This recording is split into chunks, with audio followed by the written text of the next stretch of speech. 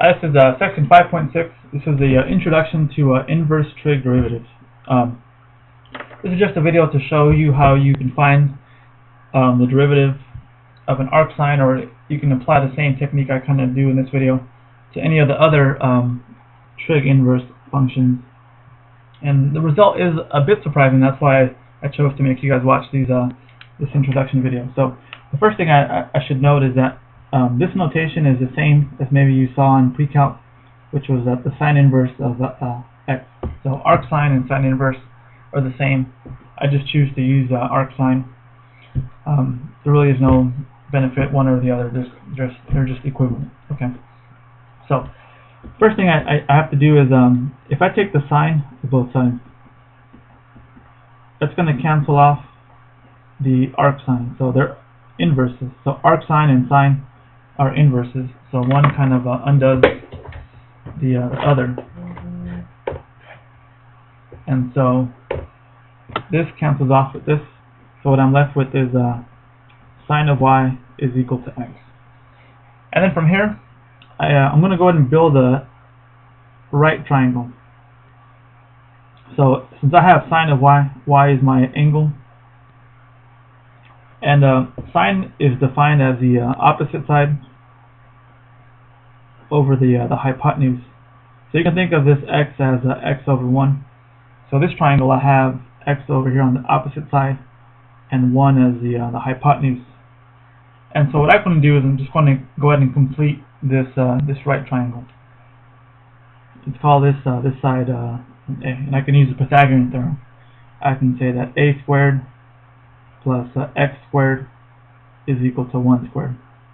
And since I want to solve for a, I'm going to go ahead and move this over. It's going to be 1 minus x squared, and then take the square root of that, so it's going to be square root of 1 minus x squared, and that's this side over here. So square root of 1 minus x squared.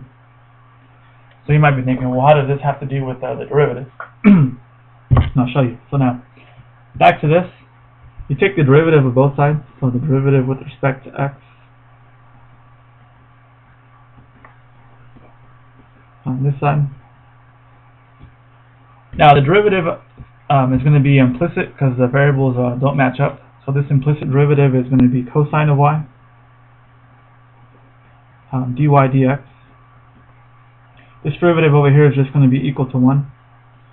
I want to solve for dy dx, so it's going to be dy dx. I'm going to divide this cosine over.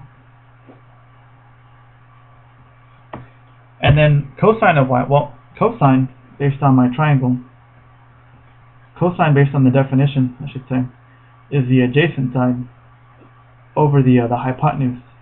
And the adjacent side based on this triangle that I completed is the square root of 1 minus x squared all over 1.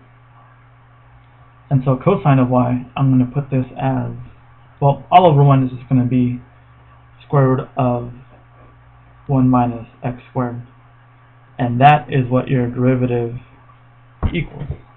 So you can kind of say that the derivative of arc sine is 1 over square root of 1 minus x squared.